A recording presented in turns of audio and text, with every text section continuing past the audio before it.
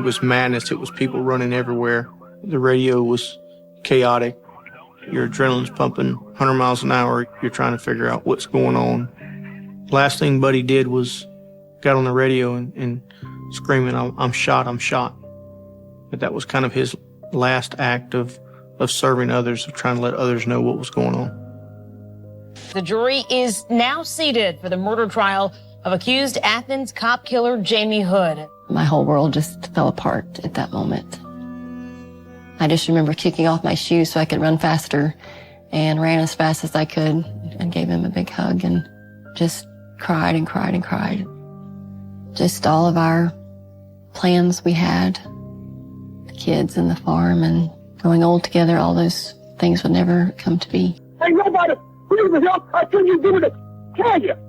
Okay, Johnny. Okay. When I realized I'm on the phone with this murderer, and I realized that he has people that are being held against their will, and one of the first things that came out of his mouth was, we have babies. It's real. It's real. At that point, it's like, oh, wow. What if he hurts one of these kids? I don't know where his mind's at, but I know what he's already done. I know what he's capable of.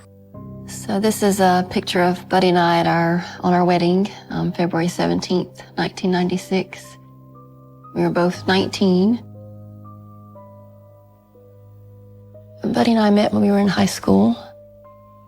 When I first saw Buddy, I immediately loved his eyes. He had the longest eyelashes and his green eyes. They were just ocean green, just beautiful green eyes. He was just very fun-loving and energetic and always joking and helping others, and he was just a joy to be around. We've been married 4 years when we purchased our new farm, and it hadn't been finished or anything. So we worked our regular jobs during the day, and then every afternoon we'd work on the house. We finished half the upstairs, and then shortly after was when Callie was born, and then Wyatt, so we all shared this one big bedroom, really. It was really small for the four of us, but you know, it was fun. But that was always our dream, was to build our house here and you know, live the rest of our life here. We were very happy. I mean, nothing's ever perfect, but it was as perfect as it could be, you know, with all the things and all the dreams that we were aspiring to do and working toward. Yeah, looking back, there's so many fond memories, and things were pretty grand at the time. I got her now. She's stuck. I can take her.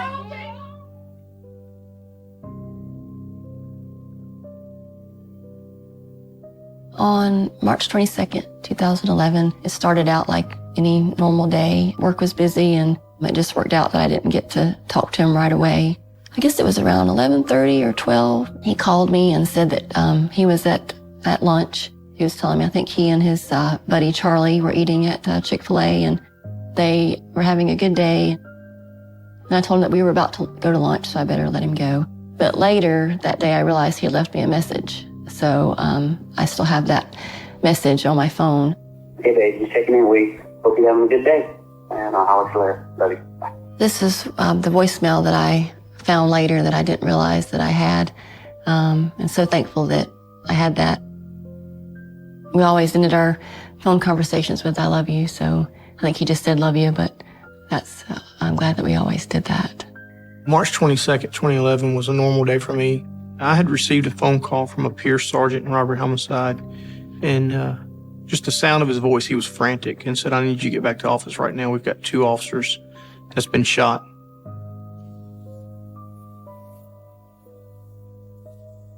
And for me, it was like the world stopped.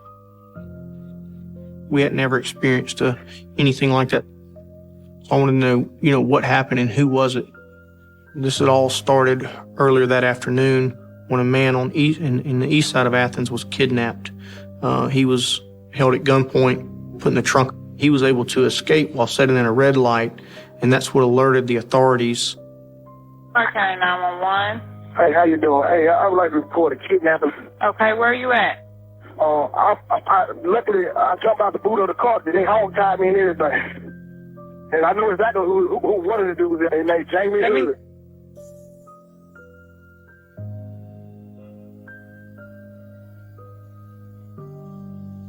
And that's what started the manhunt. He had boloed that information out. Everybody who was working was aware of the kidnapping and aggravated assault. And the offender was Jamie Hood. And so during that manhunt, your adrenaline's pumping 100 miles an hour. You're trying to set up. You're trying to figure out what's going on. The radio was chaotic. It was madness. It was people running everywhere.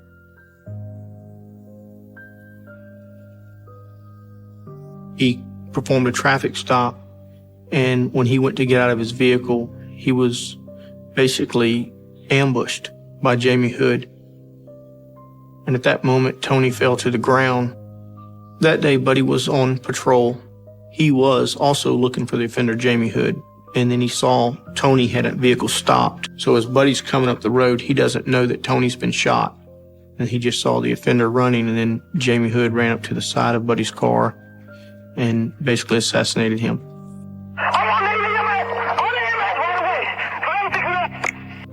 Go. Who's shooting?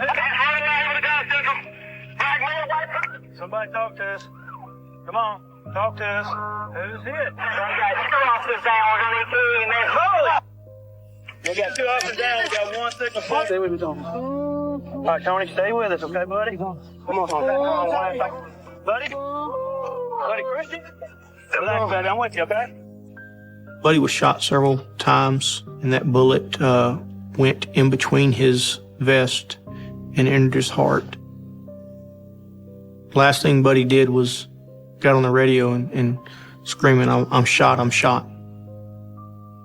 And that was kind of his last act of serving others, of trying to let others know what was going on. As backup officers began to arrive at the scene, they immediately realized that Tony was still alive, and they immediately started CPR for him and got him medical care, and then went and checked on Buddy, and Buddy was already deceased. At that point, I shifted my attention to the scene, and I don't believe I was prepared for what I seen. It's just seeing him in that car and slumped over, and then on his computer, a picture of his kids, and just knowing what was going on at that moment. And, this is my brother, this is my friend. And now he's paid the ultimate sacrifice. He's lost his life. And I had to stay focused because we had a job to do. And Buddy would expect us to do our job. When we received the information that there had been an officer-involved shooting, that an officer was deceased, your initial reaction is, do I know him?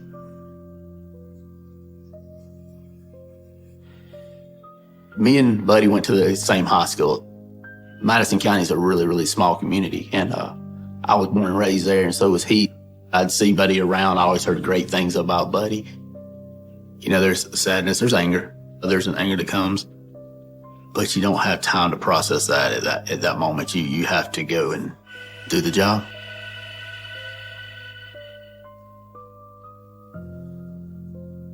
The priority is to locate Jamie Hood. We got him identified, so now we have to apprehend him. You just think, hey, there's somebody out there that's going to harm somebody else if we don't find them. At some point while I'm at the command post, we get law enforcement to basically just walk a line searching through the woods. We knew that he was possibly on foot, but we didn't know if he was getting assistance. And my biggest fear was that one of his friends or colleagues or whatever had taken him out of the area.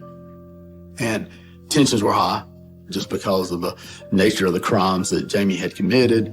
And the fact that he hadn't turned himself in, law enforcement thinks they're walking into a gunfight. My mom called me, and she heard that there were 2 Athens Clarke County police officers that had been shot. And so she called me and was like, have you heard from Buddy?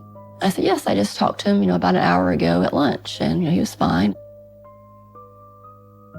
And as soon as I walked into work, my pastor was sitting there, the assistant chief, and then a good friend of Buddy and I's that worked at the police department as well.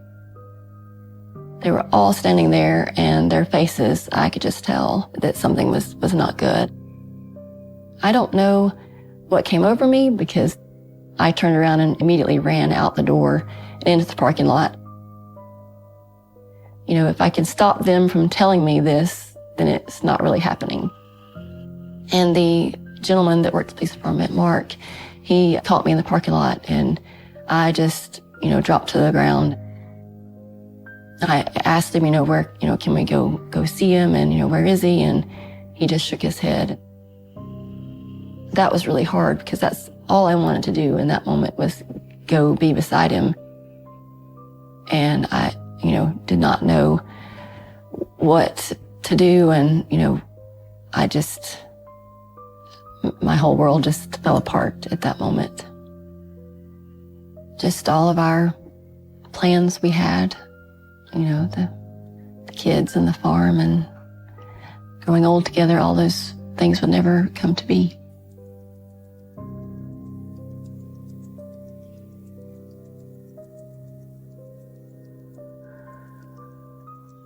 So my main focus was to catch the offender. There's also two roles because while I was focused on the investigation and helping with the manhunt, as the commander of the honor guard, I had a responsibility to work with the family and help to plan a funeral. A few weeks before Buddy was shot and killed, we had an honor guard detail. We had officers standing guard at the casket, and Buddy was one of those officers. And as Buddy was standing there, the officer had a 10-year-old autistic child who kept saying, "Daddy, get up, Daddy, get up." And Daddy, come play with me. And it really, really, really affected Buddy. So he was really upset. And once he got relieved, he came to me and said, "Sir, I can't go back out there. I seen that as my son. I couldn't imagine that happening. I just can't do it." He could see that as being his son. And now the realistic for me is it is his son. Once we had met with the family and I talked to Melissa, I think the last thing I said is, we're going to take care of it. We're going to make sure that he gets full honors. And I meant that. I wanted to make sure that we done right by her and her family. After day one, we were grasping at straws on where Jamie Hood might be located. There was a sick feeling I remember having, thinking, what if we can't ever find this guy? I never felt that we were getting closer as time went on. I felt like more time went on, the further away he was getting. You see the stress on people's face as they're just almost like, what if we don't get him? What if we can't find him? Jamie's reputation in law enforcement was, first of all, that he was very erratic. People that had dealt with him before had said, "Hey, look, this guy is, he's kind of a loose cannon." And he actually went to prison for an armed robbery and had gotten out. He was getting tied into the drug syndicate or the drug group in the Athens area. And we think that's probably what led to the kidnapping of the individual in the car and all that. The vehicle that the original kidnap victim was in, that vehicle was discovered, and we seized it and towed it to the GBI office in Athens. Crime scene specialists are actually processing that vehicle, and they find a shell casing. And the case agent believed that that was fired from the same gun that killed Amari Ray. My understanding was that Amari Ray was at home. He lived with his parents, and that somebody had knocked on the door and asked him to come outside. And he came outside and was murdered beside a carport area, was shot multiple times, I believe with a 9mm, and left there. There were shell casings found at the scene there. And Jamie Hood was not a suspect in that case. But do we truly know how many other crimes were committed by this individual between that time or even prior to that time? We don't. There absolutely could be other crimes, maybe victims that we're not aware of.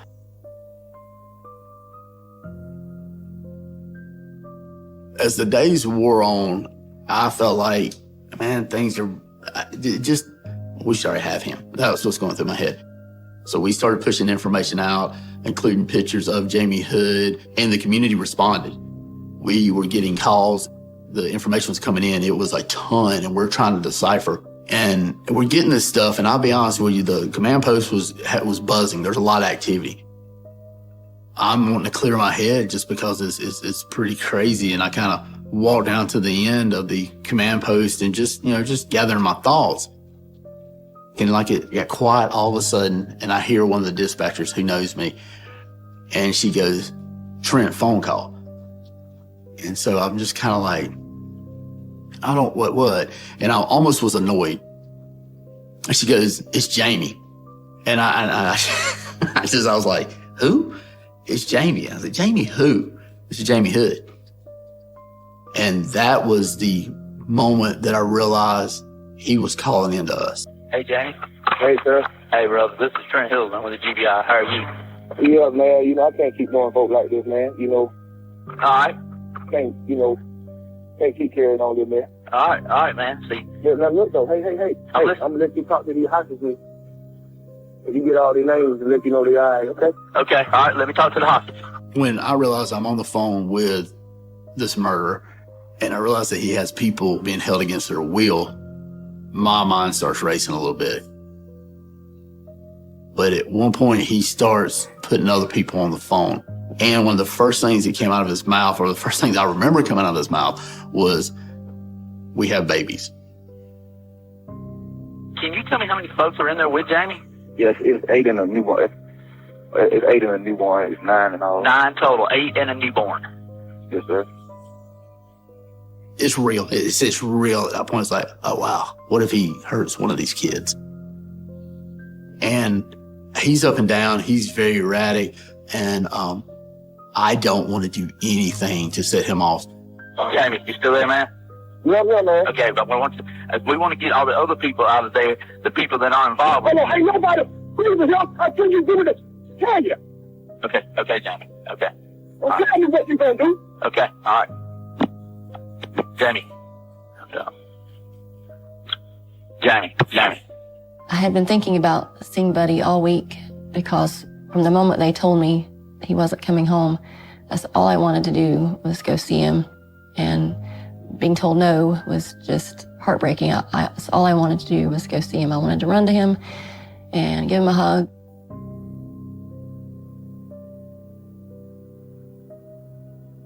As we're heading there, I start seeing helicopters and blue lights going everywhere. And I just looked over at him and I said, "Is that what I think it is?" And he said, "Yes." And I didn't ask anything further. I knew that they would take care of it, and I knew that he would be captured one way or another, and I didn't have to worry about it. When we got there and they opened the door for me to go in, they were just going to let me go by myself for a while. So I had on heels for whatever reason, and I just remember kicking off my shoes so I could run faster. And ran as fast as I could to the casket and gave him a big hug and just cried and cried and cried. When we were dating, we lived in different counties and were long distance from each other. Our parents got onto us for our long distance phone calls, so we had to write letters. And we always signed them "Love Me" because we liked the song, "Between now and then, until I see you again, I'll be loving you, love me." So we always signed our letters that way. And I had actually written a letter that I had worked on that the whole week, all the things that I wanted to say. I sat and read in my letter and just sat there and just was happy that I could finally be there and do that. That was what I told him. Was between now and then, till I see you again, I'll be loving you, love me. I truly don't know the exact amount of time I was on the phone with him, but I know it was numerous short conversations. I'm not a negotiator. I don't have that training, but one thing that the GBI does a good job with is they teach us how to talk to people and how to relate. So that's where my mind went, is that, hey, this is just an interrogation. Me and you are in this, buddy. We're in this together, okay? And now you're talking my language. Yeah, we're Not in being selfish, French. Yes, sir. We're in it together. We're in it together. You know, it's a teamwork. Hold on, when you play football, if you run the ball by yourself, you have a center and a line blocking for you. You're right. You're right. So let's play team ball then, bro. Let's get this over with, man. Listen, so y'all can go on back home. Okay, me and you have a lot in common, man. I'm telling you right now. We want this thing to end peacefully. We want it to end smoothly. We both love football, man. It's one of my favorite thing, so we can talk that. We can talk football. We're in this together. Me and you are in it together.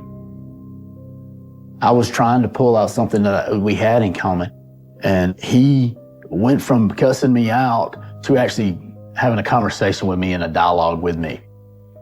Okay, James. All right, I want you to hear me now. I need you, before this stuff starts happening, I need you to let them kids out, man. The kids, that's what you gonna do. You gonna let them out the way I tell you to let them out. I know, James. I didn't have to call you, Twit. Okay, you're right, James. You didn't have to call us then. So I'm helping you out, Twit. With your team over here, okay? Okay. When you get here, hey, you call me. Okay, tell me where. Tell me where you want me to get the team to. I don't know where you're at right now. Hold on, you can tell you her address. Okay, all right. We're about to get, all right. Hello. Okay, I need to know where you're at, sweetie. Tell me what the address is. 102. 102? Creek. There was a sense of relief because I knew we weren't looking for him anymore. But then the anxiety of he could hurt more people was, kind of replaced that little bit of relief pretty quick. Yeah. Got the address. Get the team over here. Okay, get the team over there. Well, they get me to the location, and the negotiators are there listening and everything. So I was able to pass the phone off at that moment. And there was so much relief when I got that phone out of my hand. Lieutenant Magnus, can I help you? Hey, yeah, hold on. Do you want to keep these folks alive? Yes, sir. Yeah, do you want to keep these rest of these folks goddamn live over here? Yes, sir. You get me this food team so they can watch y'all. Come trust you. You don't trust us, so you want to see us on the television? Oh yeah, y'all gonna see me. He's wanting media there. He thought that we were going to execute him. I do think he thought that. Our biggest concern was that he was wanting to go out in a blaze of glory, for lack of a better term.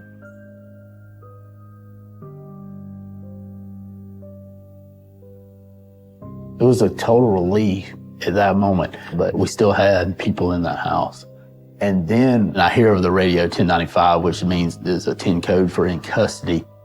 When he surrendered between two ladies because he was scared of having to face the consequences for his actions. And I think that's the definition of a coward.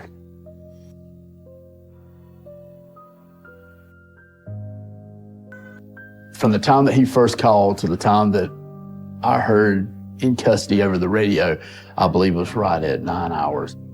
It seemed like forever. And I kind of sat there, gathered myself, and I was almost like, oh, it's over, for about 5 minutes. And then realized, hey, yeah, we're going to talk to this guy.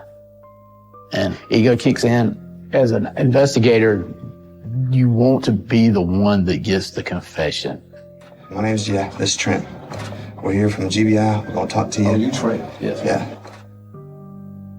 That was the beginning of the interview with Hood after he was taken into custody.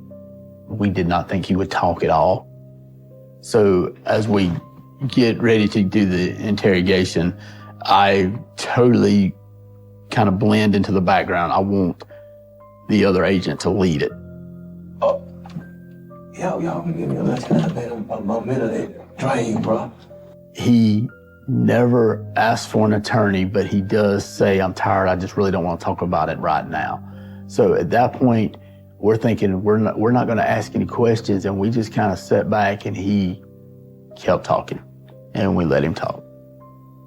I want it to be easy as possible, because I was wrong. Mm-hmm. You see what I'm saying? Yes, sir. You don't want to give me the death chair I deserve because what I did. You see what I'm saying? Yeah, I mean, hey, I'm wrong, bro. I ain't here to make your job hard. Okay. The only thing I regret is hurting that damn innocent man. What else to do is hurt me to the core of my damn heart. Talking about other officers? Yeah. His folks, he was a good one in the church having folk. That's the only thing hurt me, keeping it real. Yes, sir. And hurting these innocent folks. You know, these kids, you traumatized them. I understand. You see, whatever they give me, the share. I did it, see. We need the police. We couldn't live without you. So he apologized or verbalized remorse for killing Buddy Christian. I'll take this with me to the grave, that everything he did was very calculating. I don't believe he felt remorse. I believe he, in his mind, that's what he had to do to try getting away that day, and that's what he was doing. Jamie, he is very streetwise. He knew what he was doing, and he was trying to manipulate the situation. From the first interview, when we left the interview, when it was concluded, we actually left in kind of good terms with the knowledge that, hey, we're coming back to talk to you again, and he seemed to be fine with that. He loves the attention, which aggravated the mess out of us. I felt like we were almost feeding into him a little bit. Thank you, man. Yes, sir. Yeah. No, it's a picture of Jamie Hood, and I don't care to see that, and that's what evil looks like. After 12 years, I'm still disgusted just to see it, just because of the coward he was and what he did to this community and the Christian family and the Howard families. It meant a lot to me that he was in custody at that moment. I just broke down. Seems like all the way before that, from the start of this 6 days ago, I kept everything in. I was focused on Buddy. I was focused on Melissa. I was focused on doing the right thing. It really hit me at really the magnitude and what we had lost as a department, as a community. Yeah, it was really tough. In any situation where an officer loses their life, they wanted to serve their community and they gave the ultimate sacrifice. But the ones who suffer and pay the most are the families, the ones that are left behind to pick up the pieces and to try to move on. The body of slain officer Buddy Christian arrives at the cemetery. Hundreds of people line the path as the carriage is followed by Christian's family. The whole procession, I think it was about 7 miles, but it was lined the whole street. The community came out. I mean, there wasn't a bare spot along the whole route. And the kids and we got to see all of that. And people had signs, our hero, and thank you, Officer Christian, or thank you, Buddy. And it was just amazing. But you can tell in my face, I was really an autopilot. I just really switched it off and just going through the motions. I was given the folded flag from the chief, and I just hugged it. That was, I felt like I was hugging him. It was just a beautiful tribute to someone who gave his life for his community. But then getting back home, it was like, okay, now what? And I remember sitting there with my mom and looking at the picture. I'm like, how is this real? What? I don't really believe it still. It's not, it just can't be.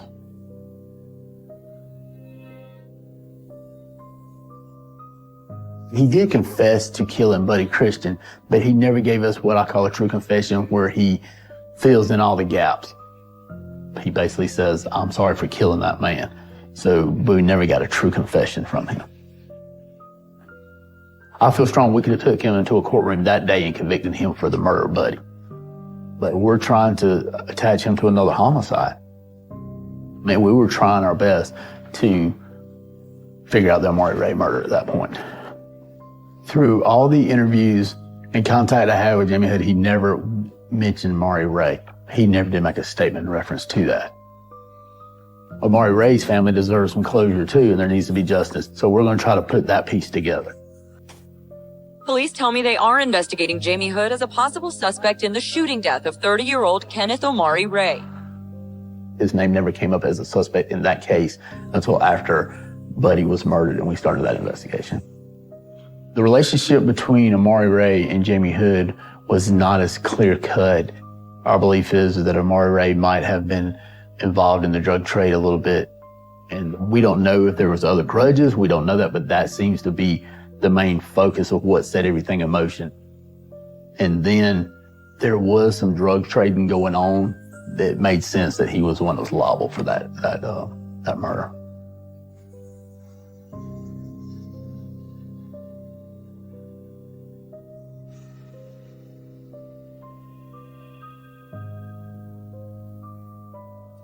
Looking at the end results here with a dead police officer, a kidnapping, we look back at it and we do feel like, hey, if we would have solved Omari Ray's murder the night of the murder, this stuff wouldn't have happened. But I can't go back in time. You can't point fingers, and there are no fingers to point. If you do, you point them at yourself. After 4 years, 3 judges, and 2 sets of defense attorneys, a jury is now seated for the murder trial of accused Athens cop killer Jamie Hood. After he fired 2 sets of defense attorneys, Hood is acting as his own lawyer in this death penalty case. I feel like in his mind, this is a big movie, and he's the star character, and everybody else is just small bit part actors in it.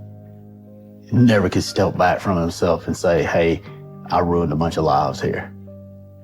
And he liked being up there. He liked the grandstand. In my mind, he's a coward.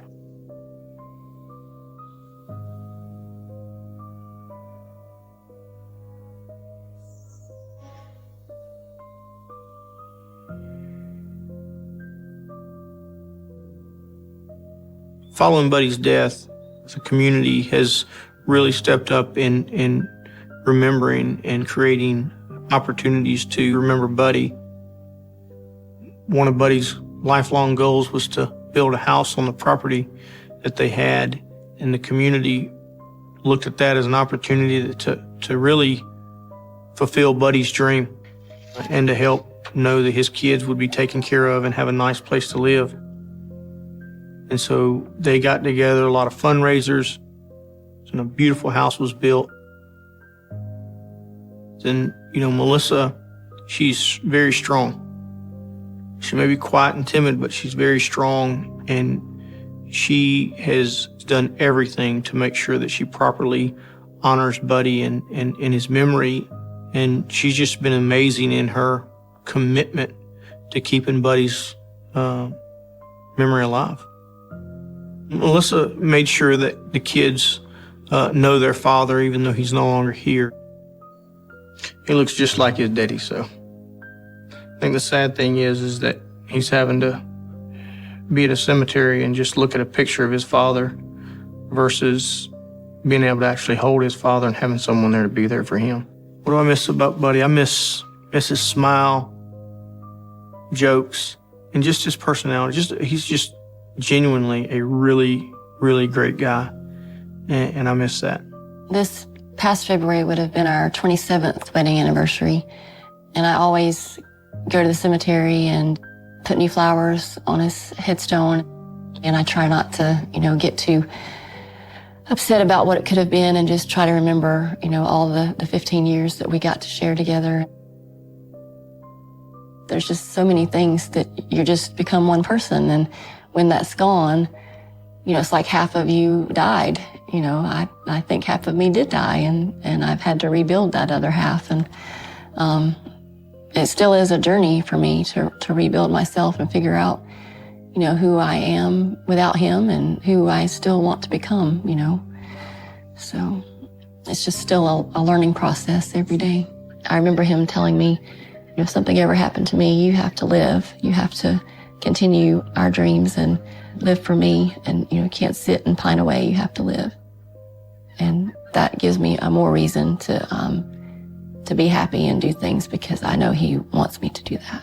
So part of my joy and finding joy on this new road that I've started is I've gotten remarried.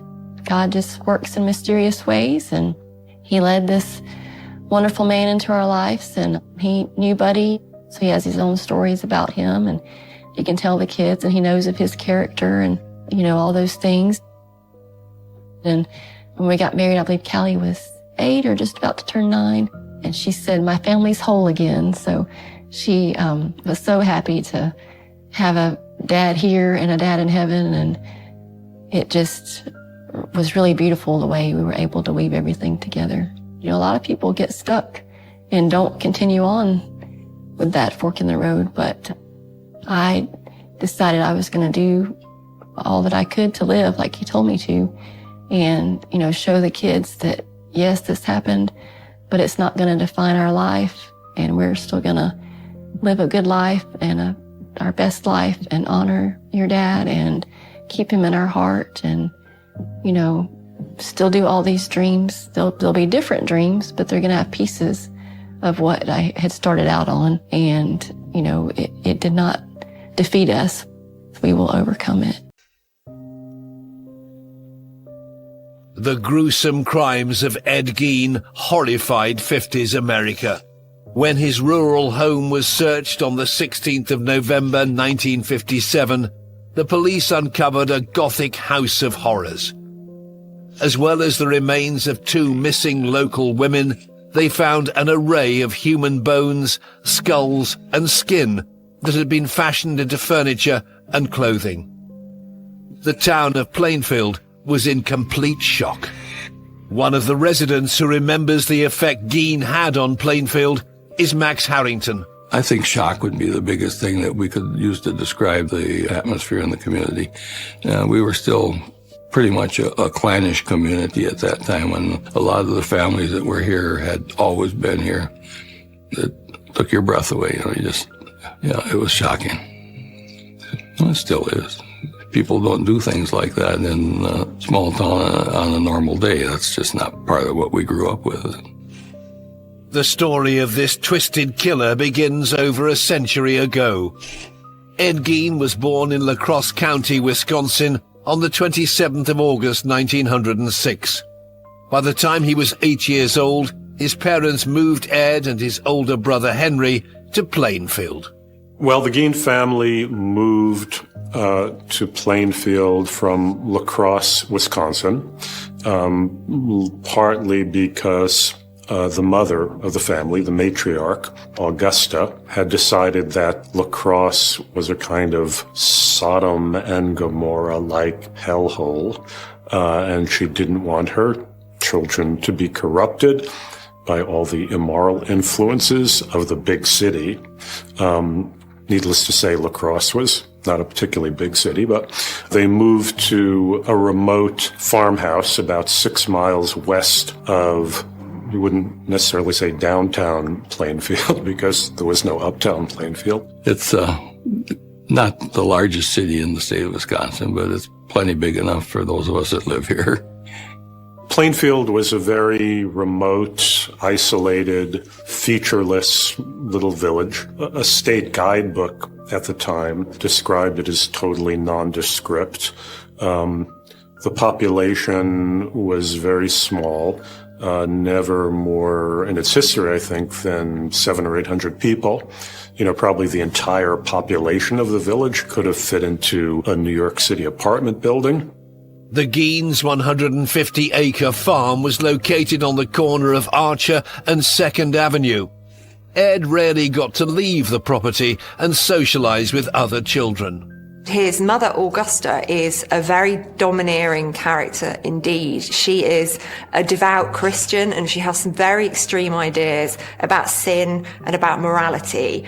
And she drums into her sons that they're not to socialize with anybody outside of the family, because all of the people around them in the local town are sinners, they're evil, all the women are whores.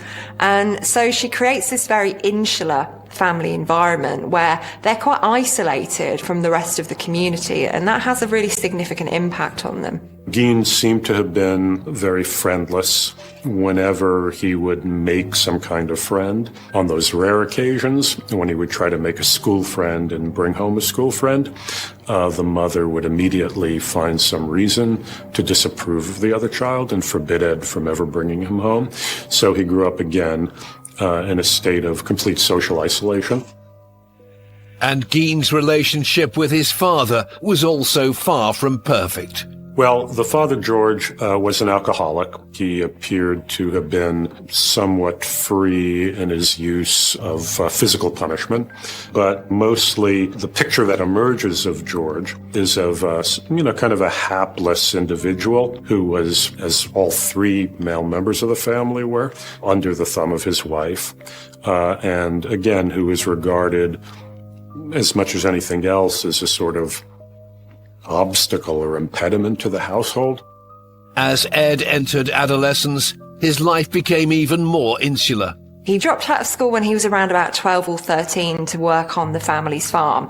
And he was considered to be a bit of an oddball. He was quite a loner and he enjoyed quite solitary pursuits. So he really quite liked reading and was quite a prolific reader. So he was somebody who didn't really fit in, but worked incredibly hard to keep the family farm going.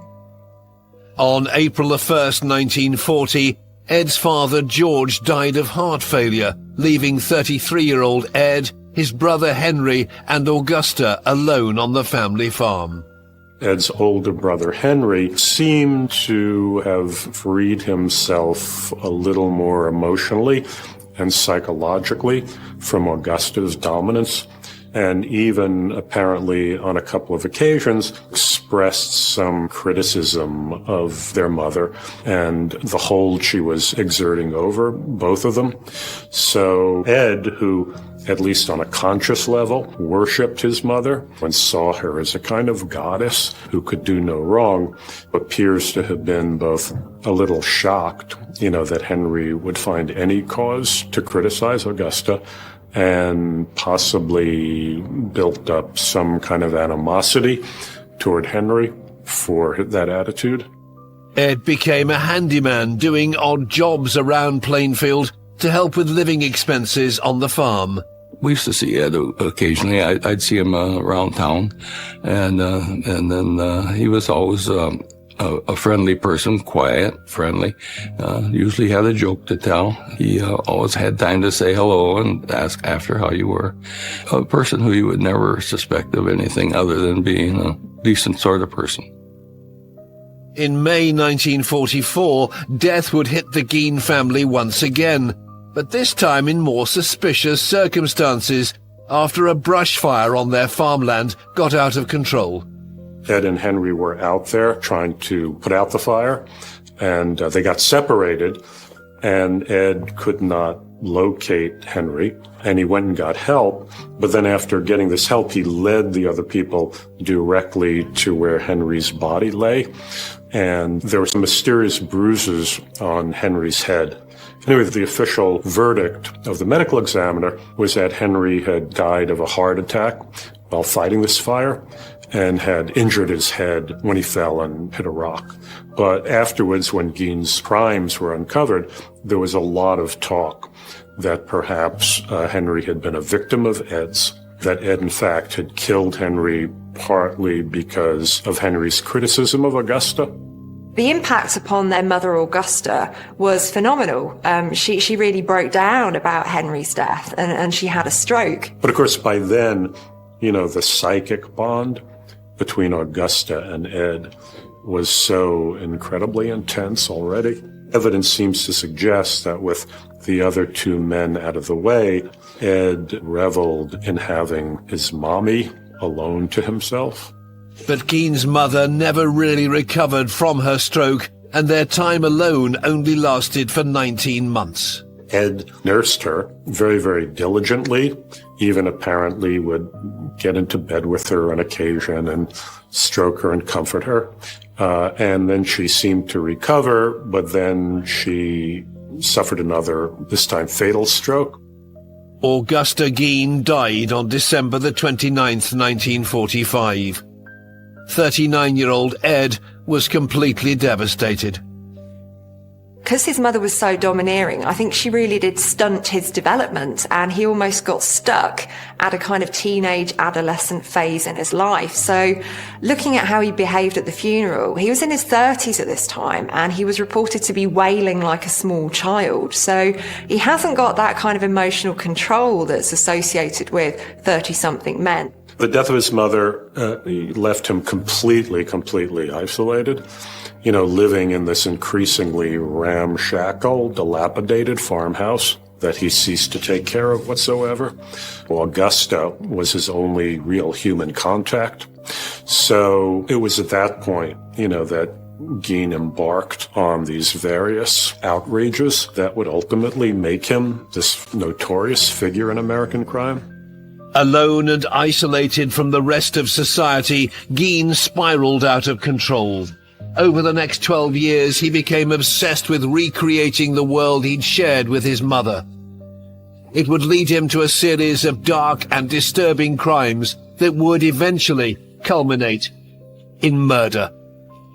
After losing his mother, Augusta, in late 1945, Ed Gein began to live a lonely life, isolated from the rest of society. The residents of Plainfield, Wisconsin, had no idea that the man who was often seen paying his respects to his mother in the local graveyard was hiding a dark secret behind the closed doors of his farmhouse. One of my summer jobs when I was a student in high school was mowing the cemetery, and two of my buddies and I, that was about a 4-day job for us to mow that. And we would see Ed out there on occasion. He'd come out, and if he saw us working, he'd always come over and say hello. And again, sometimes have this little story to tell.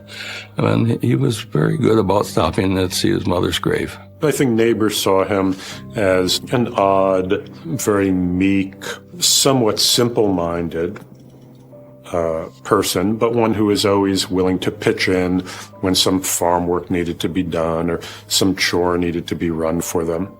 But they, of course, had no sense of the life that he was pursuing inside that incredibly creepy, dismal world of his own farm. It was a world that 51-year-old Gein had managed to keep hidden away until the winter of 1957. November 16th, 1957 was the first day of deer hunting season that year. And it was a day when basically the entire male population of the town would have been out in the woods hunting deer, as Ed knew. Ed drove into town to the Warden hardware store. The Warden hardware store was owned by a woman named Bernice Warden. I knew Mrs. Warden quite well. She and her family ran the hardware store here for many years. Almost everybody in the community knew Mrs. Warden. Ed had kind of been hanging around the store for a couple of weeks previously. He had developed something of an obsession with Bernice Warden. He would talk to her, he would ask her out, and it was quite clear that she really wasn't that interested in him. Ed came in, asked to buy half a gallon of antifreeze, which Bernice Warden poured out for him and wrote out a receipt. He went back out to his truck, then came back inside and asked her to see a rifle that was in the window. When Bernice Warden turned her back to him, he shot her in the back of the head and then loaded her corpse in his truck and drove back to his farm. Gein had murdered the 58-year-old woman in broad daylight. It was deer season, so deer season is like a ghost town around here. Everybody, in those days especially, everybody was out hunting. And she wasn't even missed for some hours. And when someone reported that she wasn't at the store, well, that was her son, of course. Later that day, Frank Warden returned from the woods and found the store empty. His mother wasn't there. He was very perplexed by that. And then he saw a trail of blood across the floor of the hardware store, and not only realized, that some foul play had occurred, but immediately suspected Ed Gein, because Gein had been kind of bothering his mother for the past few weeks. And there was one piece of evidence that confirmed Frank Warden's suspicions to the police. When they went to search the place, they found the receipt for the antifreeze that was in Ed's name.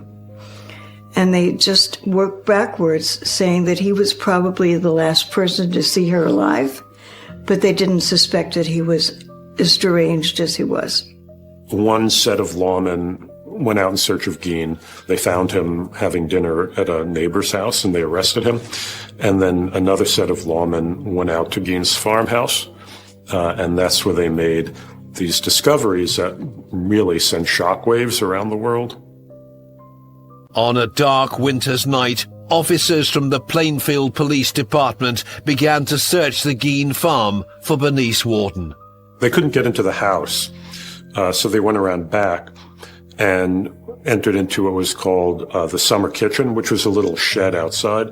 This property didn't have any electricity, so they were pretty much fumbling around in the dark with flashlights, but I don't think they expected to find what they did find there. One of them turned on his flashlight and beamed it around and saw this object that was hanging from the rafters, which at first they thought was some kind of gutted deer. Although it didn't look like a deer, they realized to their incredible horror that it was a woman's corpse that was hanging by its heels and been completely gutted. She'd been strung up, essentially, and she was slit from her sternum to her pelvis. So she'd essentially been butchered by Ed. It really was the most grotesque thing that these officers had ever come across. And they realized they had found the body of Bernice Warden. And of course, both of them just stumbled out in horror and vomited, at the sight of this thing. When the news spread across the town, the residents of Plainfield were in complete shock. When I heard of his arrest, I couldn't believe it. I was sure they had the wrong person because it just didn't seem like anything that they were telling us was the Ed that we all knew. Yeah, it was a Saturday night. We were at a dance, and the story went through there, and everybody said, "I don't believe it," but it was true. After finding the butchered body of Bernice Wharton in a shed at Ed Gein's farm, the police officers moved their search into the main house. He boarded up some areas of the family's home to maintain the rooms as his mother had left them. And in other parts of the property, he just started hoarding things. You would have trash and rubbish build up, and it really became a complete hovel. He'd reverse the normal process of trash disposal, and instead of taking all his garbage to the dump, would go to the dump and bring it into his house. It was just this incredible chaos of trash and garbage. But there was more than just household waste.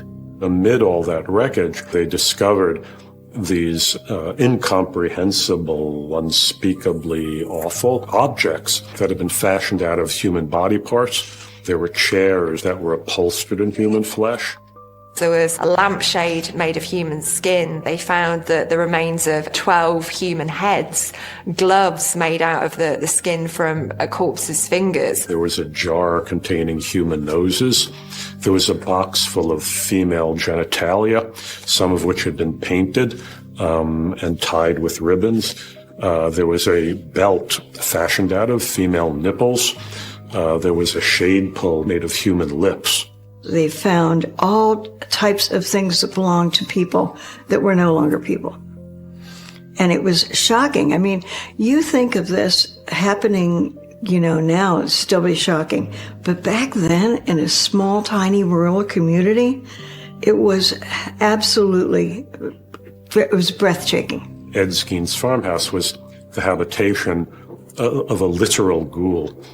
Somebody who had been living amidst these horrific relics of human dismemberment. It was a madhouse. Gein's fascination with death and corpses had been growing ever since his mother had died 12 years previously. Ed had always enjoyed reading. It was quite a solitary pursuit, so that's not particularly surprising. But after the death of his mother and his brother, he started to read an awful lot more, and his tastes in literature really did span quite a wide spectrum. He read pornographic magazines, he read medical textbooks, and he developed a particular interest in Ilse Koch, who worked at one of the Nazi concentration camps and collected patches of skin of the prisoners who were detained there.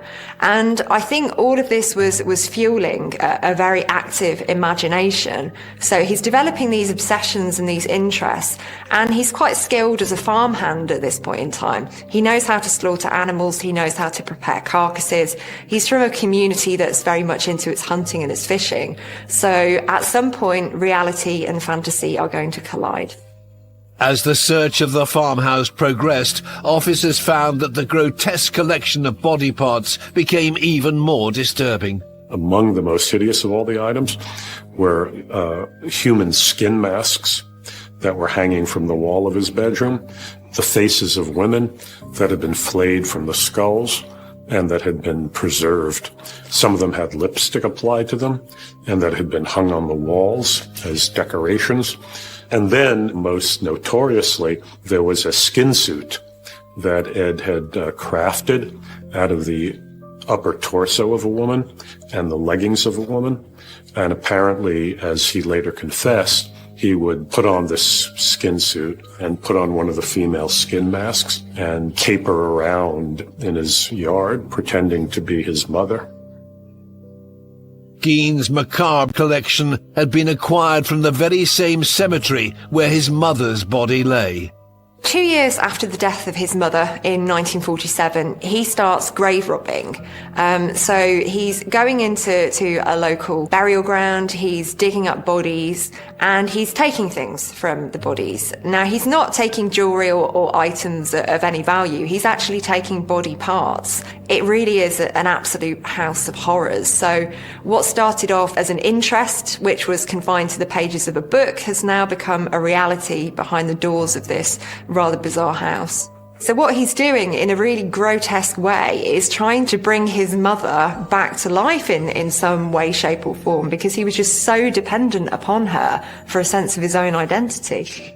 And the search wasn't over yet. Officers would soon discover, inside a paper bag in Gein's home, the severed head of a woman who'd been missing from Plainfield for over 2 years.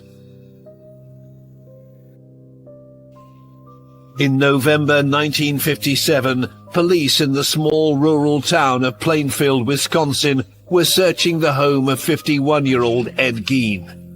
They had already found the body of missing hardware store owner Bernice Warden and a variety of other human remains, most of which had been fashioned into furniture and clothing. It was a collection that Gein had accumulated over the past 12 years. I think that the real tipping point for Ed Gein was when his mother and his brother died, because even though this family was very intense and rather extreme in its beliefs, it was still a check on his behaviour. There was still that informal surveillance over him, and I think that kept him contained. But once he was on his own, he was free to ruminate and fantasise, and his behaviour was only going to escalate. You know, it's like some crack opened up, you know, in the civilized part of his head, and all this weird, archaic stuff going back to the days, you know, when our species did engage in these bizarre, unspeakable rituals, you know, flooded out and took possession of him. With Gein in custody, officers continued to scour his home, and they were about to make another startling discovery. A local woman who'd been missing for almost 3 years. There had been a female tavern keeper named Mary Hogan, who ran this roadside tavern outside of Plainfield, who had disappeared very, very mysteriously. In those days, we had 18-year-old bars where teenagers could go in and have beer.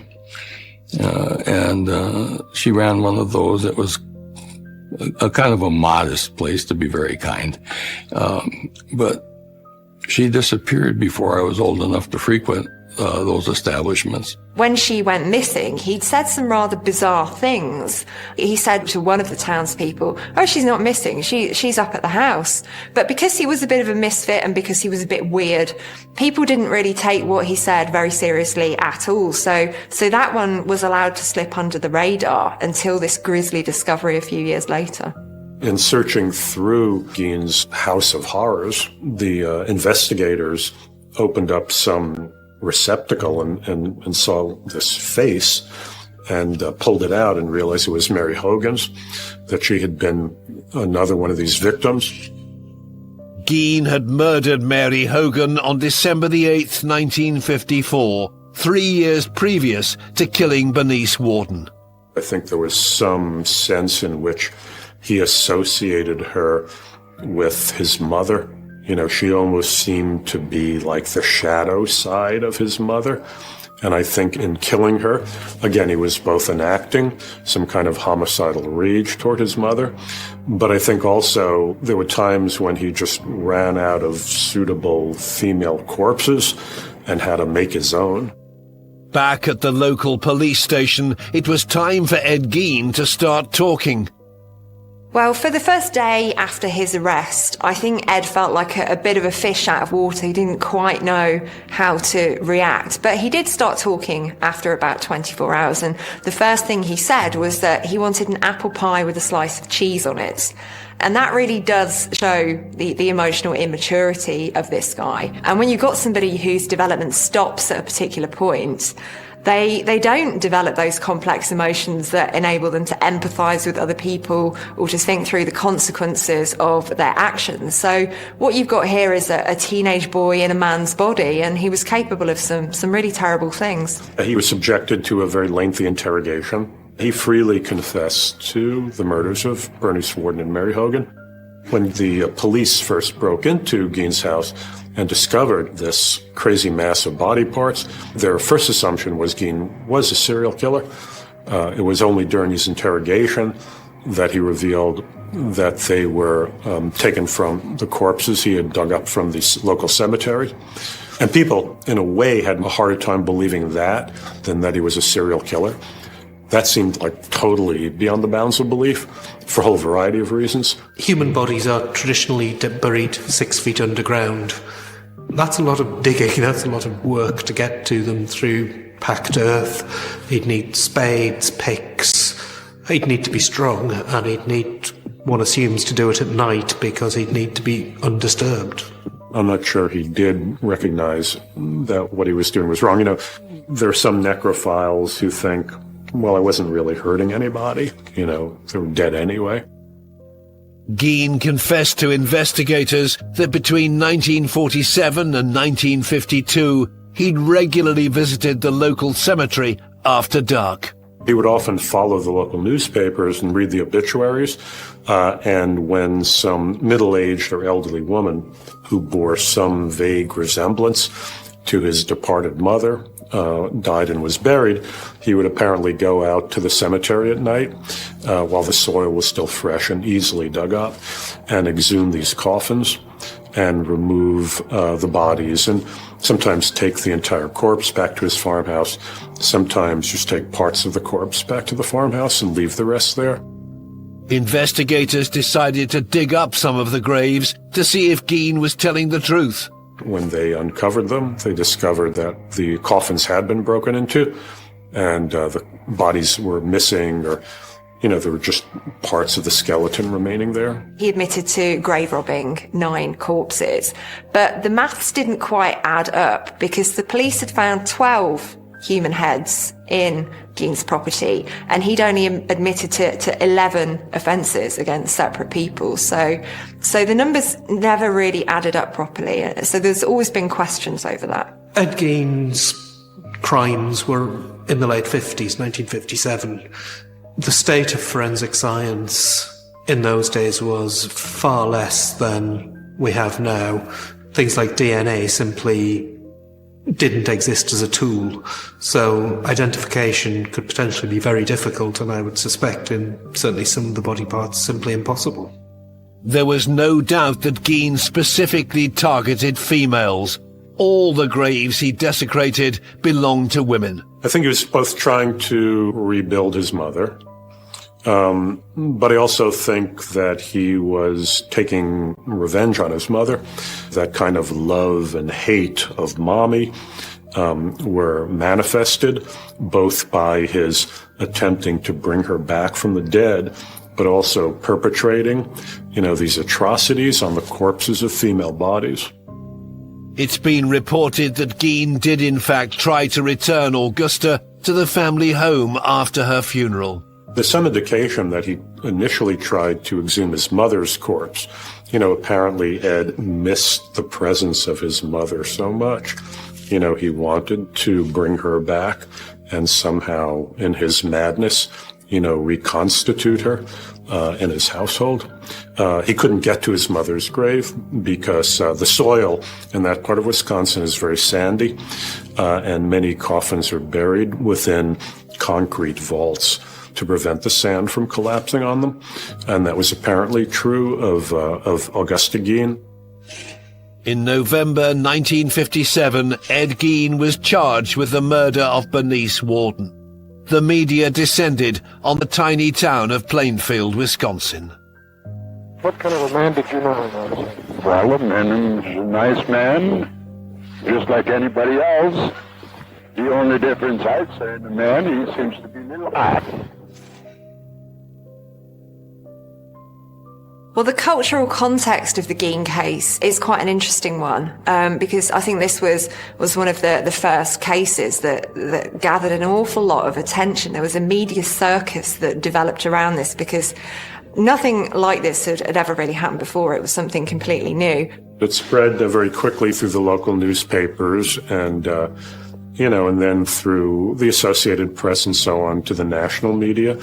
Plainfield, which had always existed from the time of its founding in happy obscurity, suddenly found itself to be the center of national and even international attention. It was just an exasperating time, and then we were inundated by nosy Nellies that all thought that, boy, I got to go drive by that old farmhouse.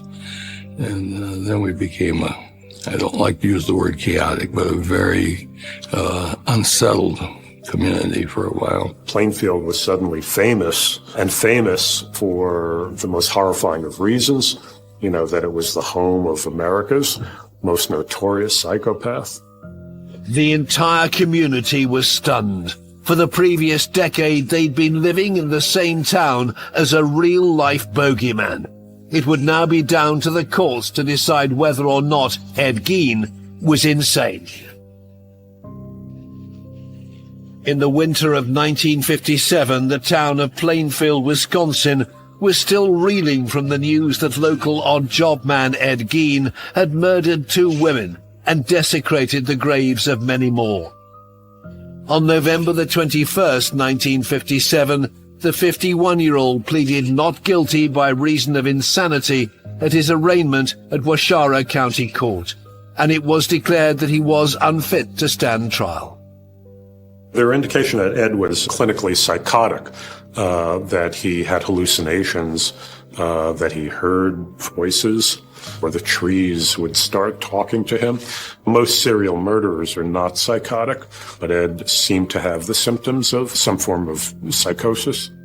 Gein was sent to the Central State Hospital for the Criminally Insane in Warpen, Wisconsin, which is now a maximum security prison. 70 miles away in Plainfield, the community was trying to get back on its feet, but the shadow of Ed Gein lingered over the town.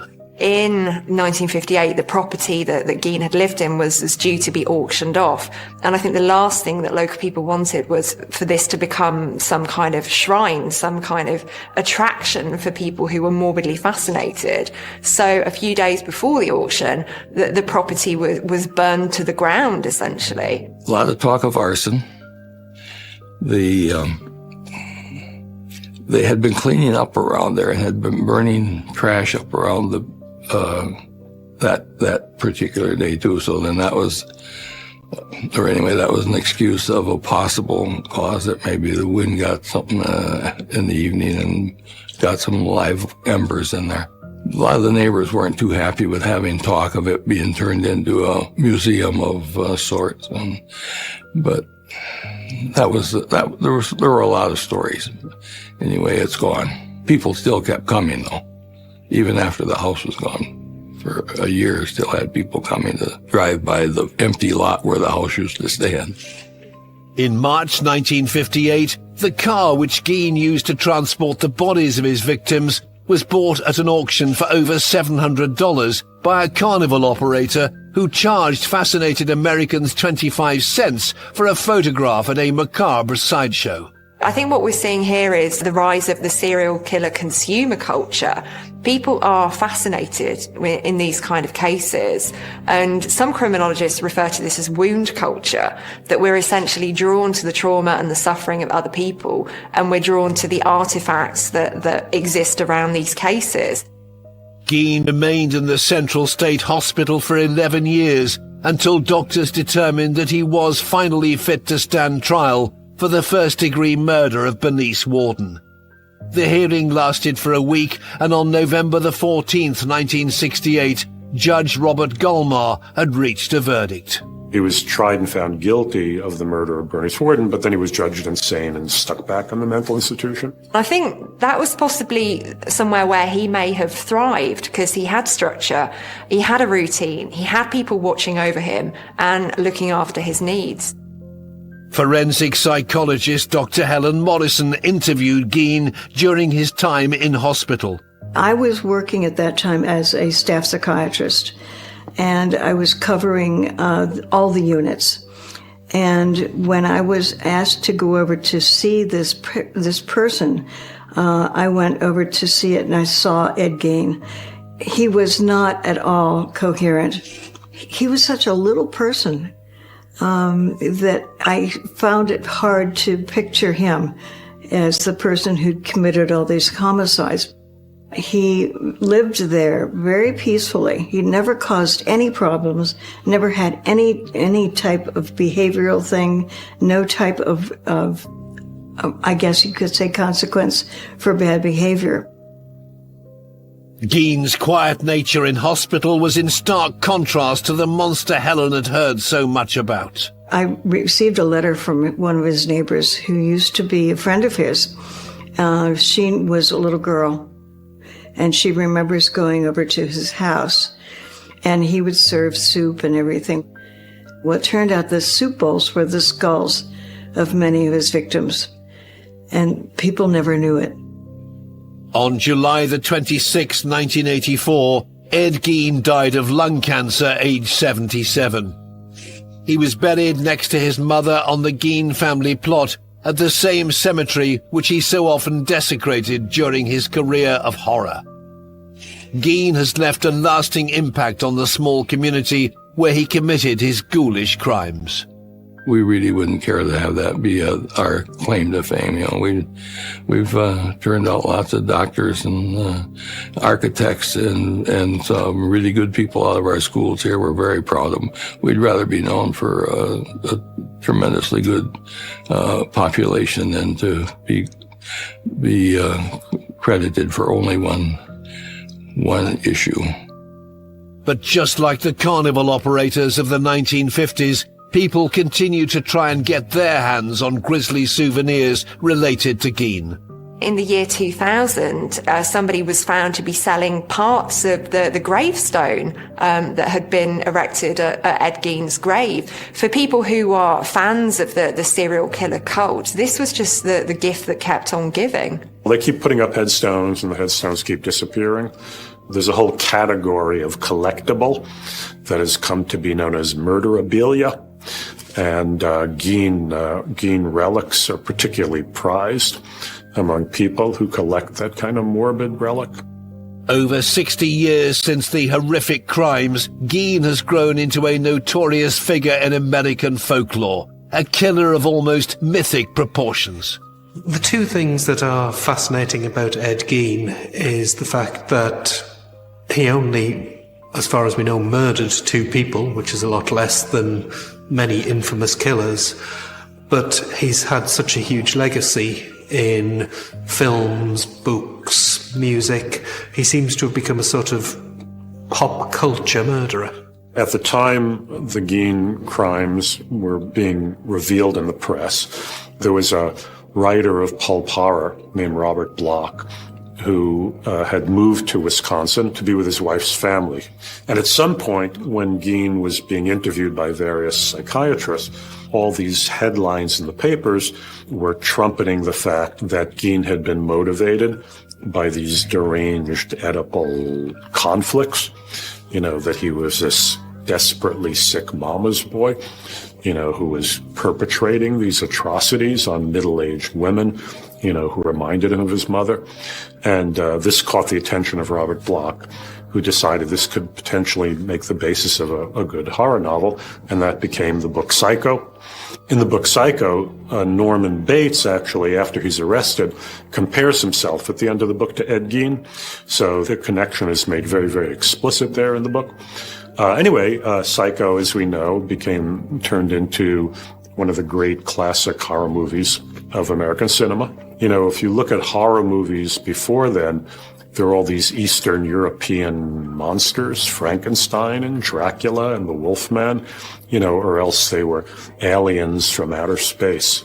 You know, with Psycho establishes, and, you know, Ed Gein establishes, you know, this quintessentially American figure of horror.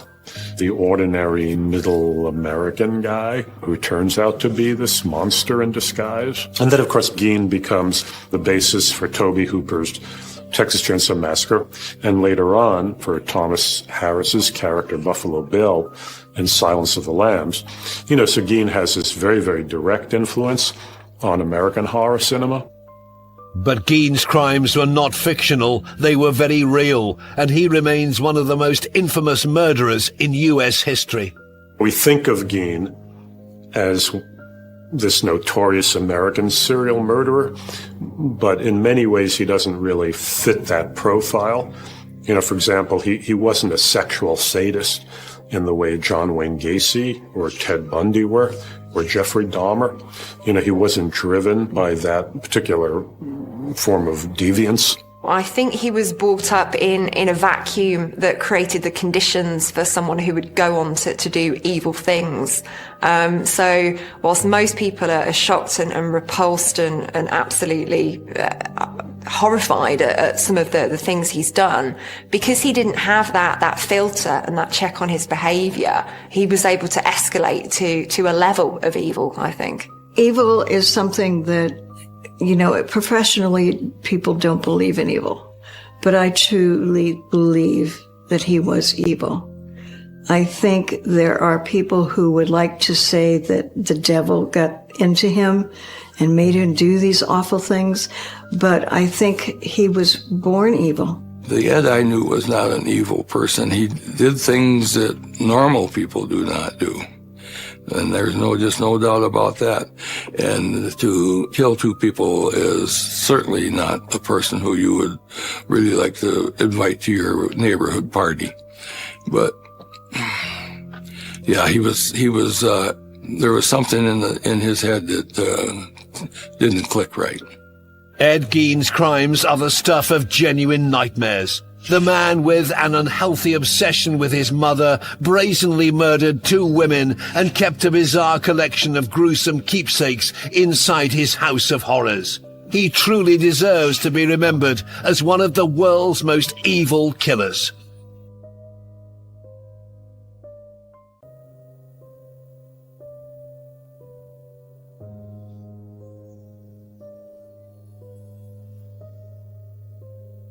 It was just destruction that didn't need to take place. The violence in the murder, it wasn't just a single shot. Linda was shot in the head and stabbed. David Lacey was shot several times. Same thing with Harold Drury. We had a serial killer at that point. They say that your life flashes before your eyes, before you're killed. I don't know how much time my dad had to think, but if there's any wish that I have, it's that he knew that I loved him. Not only did they kill her, but the torture they put her through before. I mean, that's an animal, but he was a good person until this point in his life. It's hard to even think that he's in prison and he's never coming home. He looks so young, and he just kind of looks hollow. It's a shame that the people that he hurt will never know that at one time Chad wasn't like that.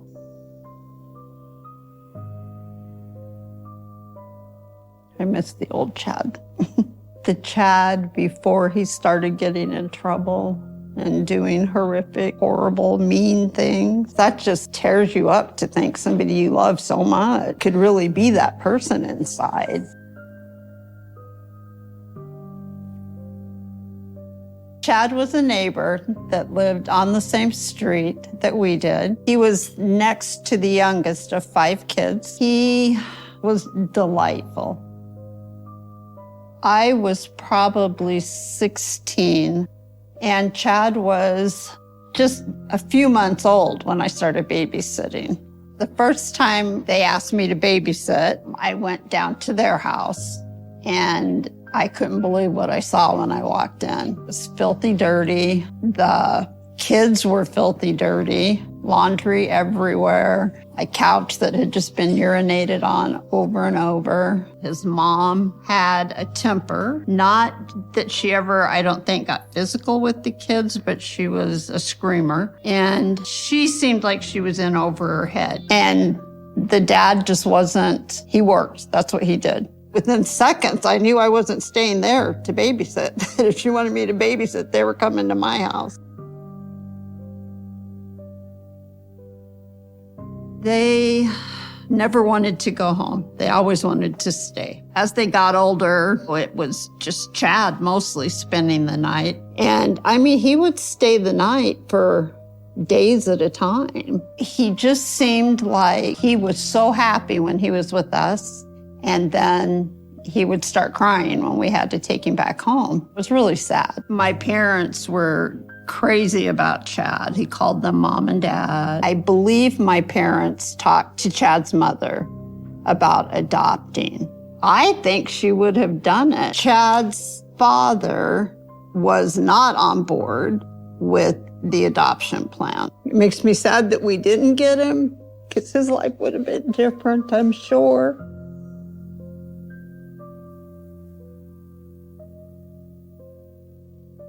It was about 7:45 in the morning, and my sergeant called me and said that there was a body of a black male that was found in the desert off the side of the road. I was going to be the case agent.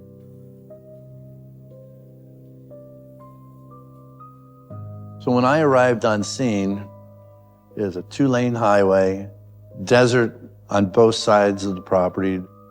What I first observed is his shirt was pulled up, belly was kind of exposed. His pant pockets were pulled out as if someone went through them. You could obviously see dry blood on the side of his head. I could tell that he was shot several times.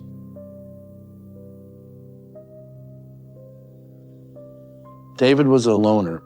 He lived a quiet man's lifestyle, and he worked almost every day in that cab company. As I was responding to the scene, I learned that a taxi cab had been found several miles away, and it was completely ransacked. The vehicle was shot up. The tires were shot, the hood was shot, the windows were smashed. It was just totally destroyed. Whoever shot and killed David Lacey and left his body at the first scene, then transported the taxi cab to the second scene. That's when the vehicle was ransacked. It was just destruction that didn't need to take place. I thought it was an attempted robbery that turned into a murder. Like, why wouldn't they just dump it and leave and get the heck out of there?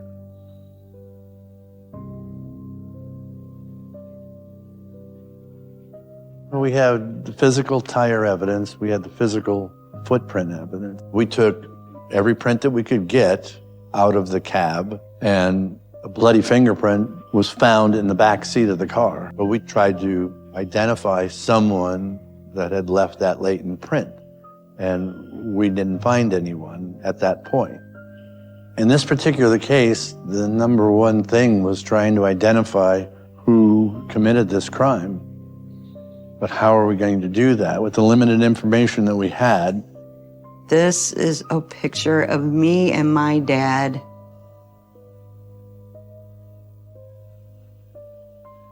And I was a daddy's girl. Growing up, I was a mommy's girl too. But I had that special thing with my dad. So we had that bond.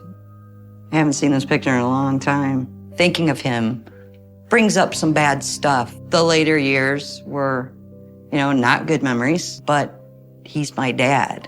And I don't want to forget him just because of some bad stuff that happened. I was in basic training 12 days when I got the call. We were in the barracks, and the drill sergeant said that I had to go with him to see the chaplain. I immediately thought something was wrong. So I go into the chaplain's office, and my drill sergeant asked me to sit down. And he says to me that Dad was working at a convenience store and was shot to death in Phoenix in a robbery. And I said, "No, sir, it's not my dad. You got the wrong guy. There's no way he worked at a convenience store. Not my dad. He owns his own company." So he said, "No, I'm sorry." And of course, my first thought is the group had something to do with it.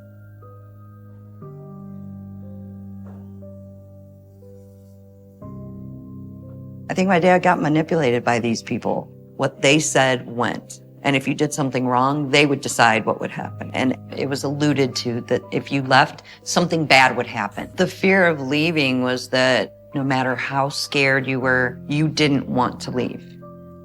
There was a fear there. That's one reason I joined the military. I had to get away. I was scared. That was my first thought. Maybe he was trying to leave. Maybe he did something wrong. I initially was very convinced they had to have something to do with it. And then terror set in all over again. I think it took quite a few days or a couple days for the murder to sink in. I think there was so much going on with his death. So many what ifs, the questions surrounding those people. What happened? What did you do to get in trouble? I hadn't spoke to him in 2 years. There was a lot of guilt with that, but yet it was self-preservation. I had to cut ties. He made his choice. I had to make mine.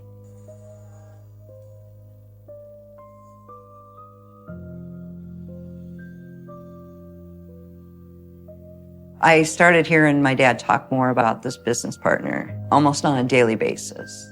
I was overhearing that they wanted to start some sort of electronics business, that my dad would be doing the finance part of it. I don't remember hearing specifically what his partner would be doing, but my dad would be gone from the home at weird hours. Some days it would be normal, but other days he would not be home for dinner.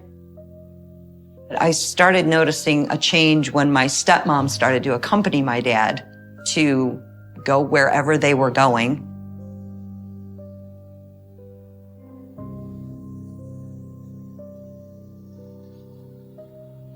The word of the Lord came unto me, saying, The Bible study was at the man's home, who my dad worked with. Thus saith the Lord God. It was just scripture reading, and people would take turns reading. The end is come upon the four corners of the land. There were a couple other kids there. Initially, I started going to these meetings once a week. And then eventually it got to 2 times a week. Will judge thee according to thy And then it started being a little bit more. We would go, or we would stay longer than we did last time. I shall not spare thee. Some nights we would be kept out into the wee hours of the morning. That became a norm. Something was out of sorts because it was a very scheduled home. You had a bedtime, even in high school. It wasn't like my dad to break the rules. The life before the group and during the group was very gradual. I didn't see a massive overnight change. It was just a gradual progression. But it was a grooming process.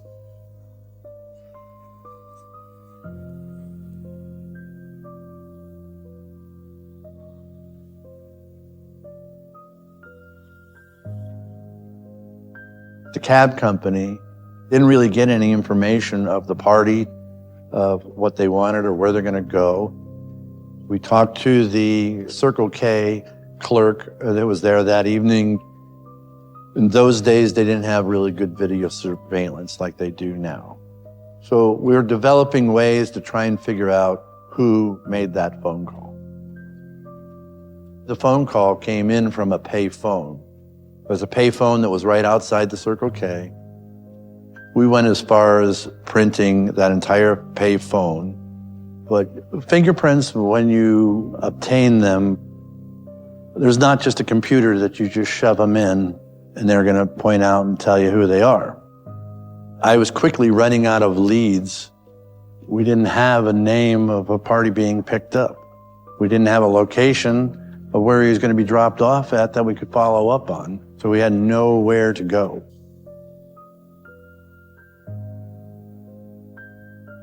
Her name was Linda Reynolds. She was 32 years old. She was married, had children, and working as a pizza delivery driver. As I understand, she had an order that she had to deliver to a house that was on the west side. They found her vehicle the next morning, and it was completely ransacked and left in a desert area. The hood was up. All the wires in the engine were cut. The windows were smashed. It was just destroyed. Within 100 yards of the vehicle, they found the body of Linda Reynolds. David Lacey's body was found in the same area, within miles.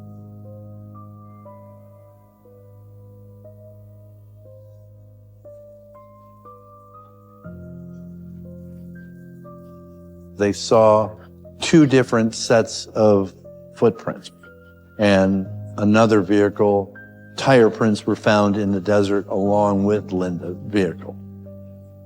The destructiveness of both the vehicles, the violence in the murder, wasn't just a single shot. Linda was shot in the head and stabbed.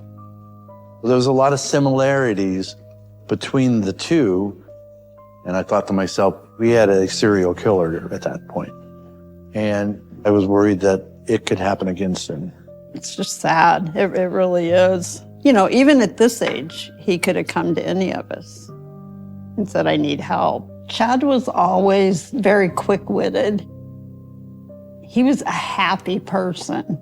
He would make anybody laugh. He didn't like anybody to be upset. And I think he had some learning disabilities. He struggled, but I don't know. It's hard to even think he's never coming home.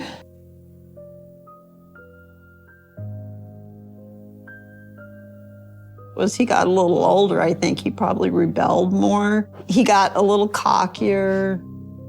I think he had quit school completely. His friends were questionable. They just seemed shady. Not the kind of friends you want your kids to have. But David, Chad's friend, was actually a nice kid to be around.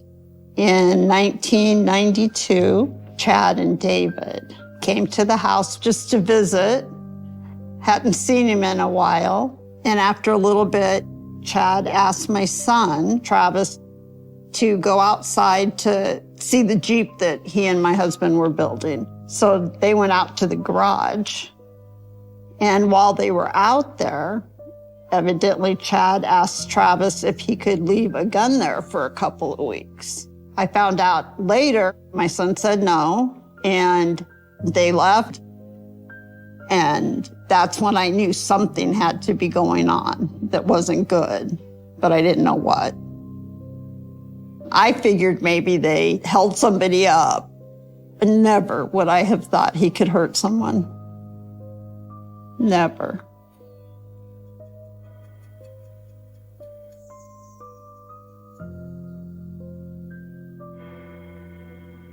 There was a point where I started realizing something had changed.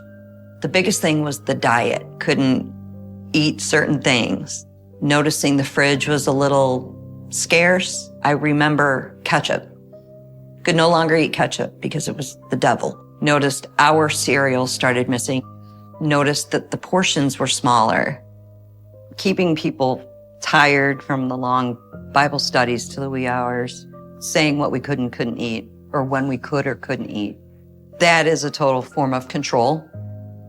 At one point, I was told, you're not playing sports anymore. It was because his business partner didn't want me wasting my time doing that I needed to focus more on what was going on in the group. I was extremely sad. I was extremely angry. I was devastated, yet not being allowed to be mad. I don't think my dad questioned those rules because at this point, had quit his other job. He was all in.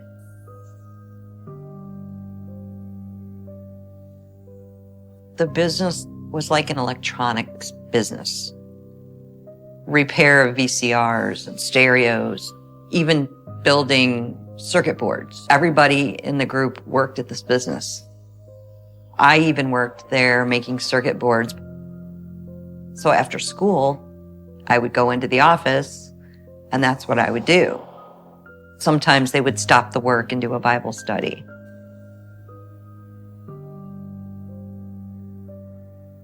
Things started changing in the Bible studies when the leader claimed that he was the brother of Jesus.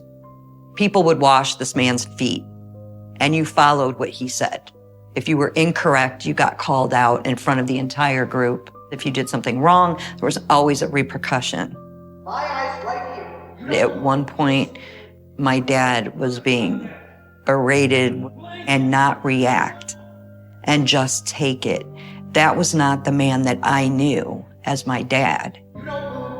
And I wanted to cry and ask him, why did you let them do that to you? I wanted to yell out in the middle of it. I didn't dare do it. It still resonates, anger. It really makes me angry when I think about it. And it makes me more angry that I didn't say anything. But you did not dare question why. Even if you wanted to, you didn't. You went along with it. You just became numb. When you're mentally tired and exhausted and run down and malnourished, it messes with somebody's mind. I was like, oh man, I'm in this. The stuff's getting serious, but there was no out.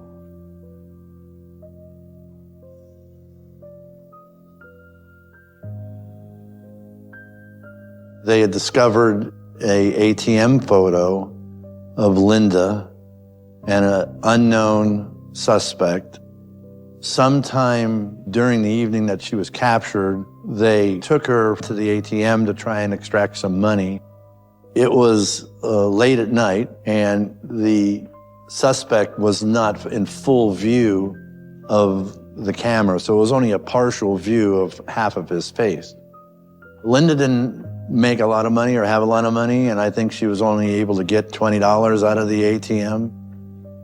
We didn't have any particular person in mind at that time, but we knew that they were a white male and from an age range of in the 20s to 30s.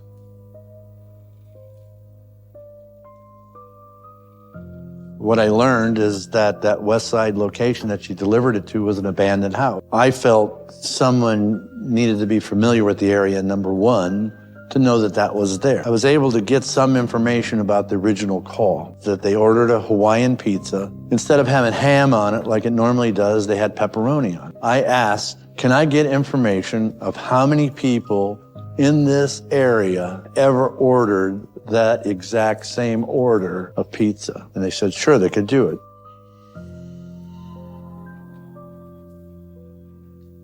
The next day, the Phoenix detective did what's called a knock and talk.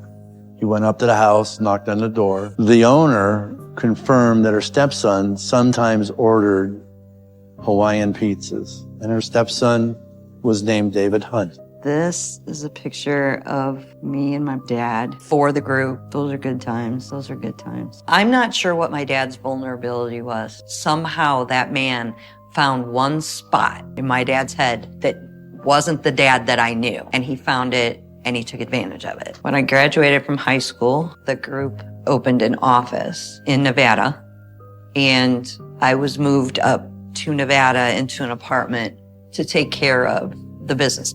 I still had to read my Bible. I still couldn't eat ketchup, even though I was alone. But I didn't dare put ketchup on anything. Even though they weren't there, they were there.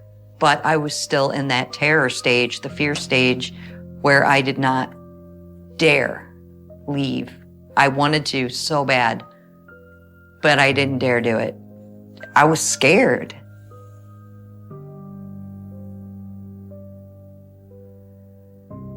I had been removed from them just long enough that I didn't want to go back. At that point, that is when I spoke to my father on the phone. And I remember him saying, you have to come home. And I said, Dad, I'm not coming back. And he cried and he begged. And I kept saying no.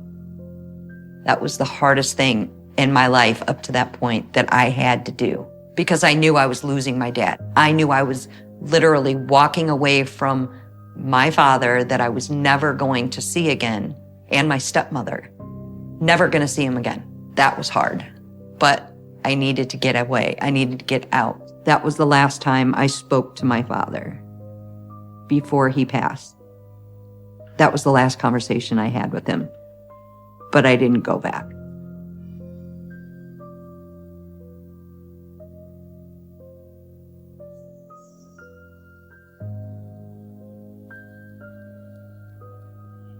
ATM photos were not in color at that time. They were very grainy. It was late at night. It was only a partial view of his face, but I thought it was a picture of Chad Lee. And so Chad and David went down to the Phoenix police, and they even offered up voluntarily giving their finger and palm prints. They denied any involvement in the Linda Reynolds murder. You know, they were cool and calm. I was really surprised the way they acted. I wondered if we had the right guys. But later on, I got a phone call from my sergeant saying that they had positively identified prints of Chad Lee on a bloody thumbprint that they found in the taxi cab of David Lacey.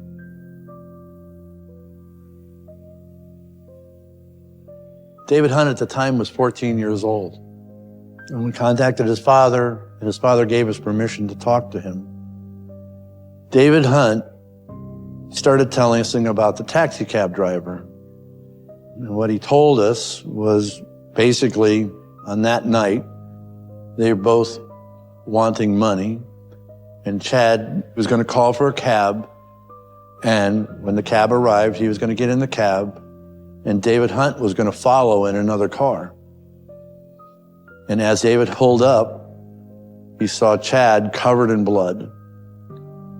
And Chad told him what he had done, that when he pulled up the gun and demanded money, David Lacey came over the back seat in an attempt to grab the gun, and then Chad started firing. And he said he shot 9 times. And he told us that, yes, he was involved with the Pizza Hut delivery driver, Linda Reynolds. But he put most of the blame on Chad Lee, that Chad had raped her, and said that Chad had been the one to kill her ultimately.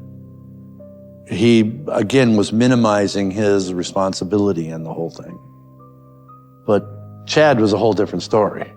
He felt like he was a star and was really talkative. Chad admitted responsibility that he was involved in the murder, but not the sexual assault. As he told it, Linda pulled away from him to get away, and he shot her in the back of the head. As she laid on the ground, he said she was moaning and groaning, and he picked up a knife. And he brought this knife back and plunged it twice into her chest, killing her.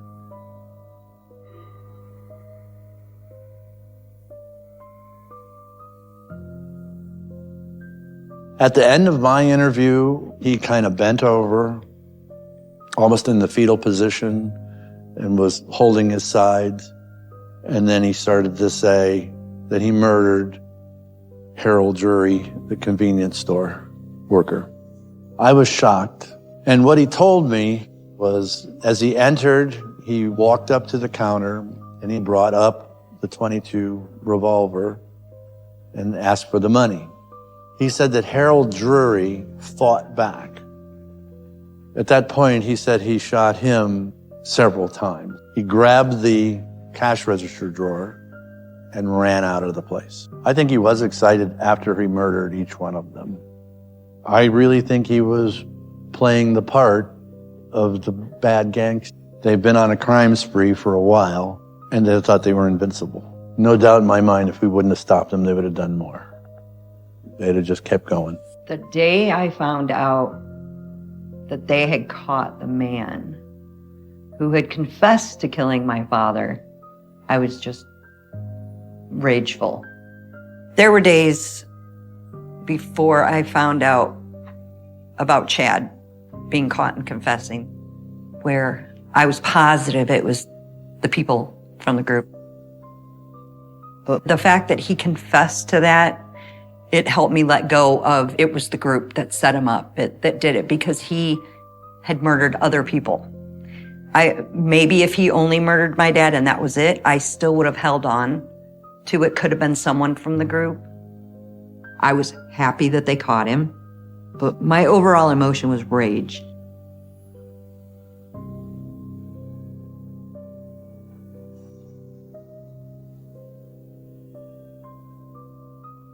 My biggest thing is for guilt. If I never left, he wouldn't have needed that job. So I sit with that guilt, be it right or wrong, you know. If I would have stayed, if I would have come home, I would have had a job and he wouldn't have needed to be working overnight at a convenience store. They say that your life flashes before your eyes, before you're killed. I don't know how much time he had to think, but if there's any wish that I have, it's that he knew that I loved him. I still loved him. I still cared about him. I don't want him dying thinking that I didn't.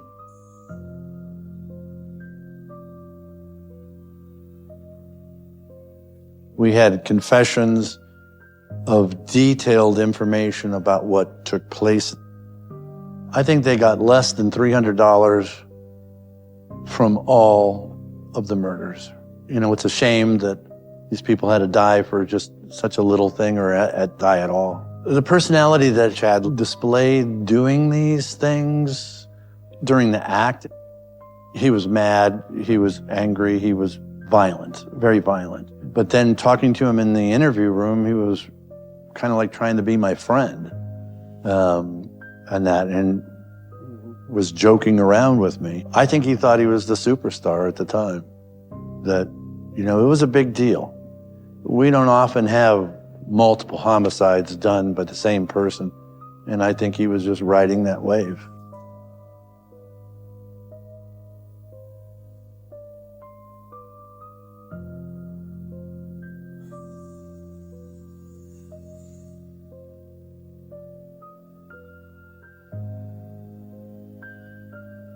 It seemed fake, like we were in a movie or something when I was hearing the stuff they did. And that wasn't the Chad I knew. I don't know what happened or when it happened, but he was a good person until this point in his life. How could he have changed overnight like that? Well, it just takes the air out of you, because you know then that there isn't a chance. He's not going to come home. I can't imagine what Chad feels when he thinks about it. You know, and if it wasn't him, I'd probably say they deserved it. I know that maybe he deserves it, but I just, it still hurts. You still love him. You still think of them as the person you knew before. And it's hard to just turn that off and look at him as a bad person now. So I can't completely give up on him. I still pray for him. I still wish it wouldn't have happened.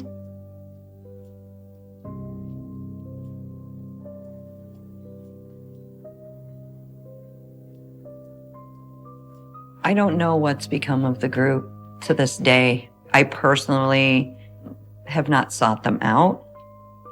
I was told that the business partner got in a very bad car accident and died. I'm gonna look like a really bad person saying this, but dying in your sleep would have been too easy. You know, I don't wish ill on anyone, except for two people in this world, and one of them's gone, and the other one isn't yet. Who ripped your dad away from you, the group or Chad Lee? Wow, that's a good question. I would say Chad.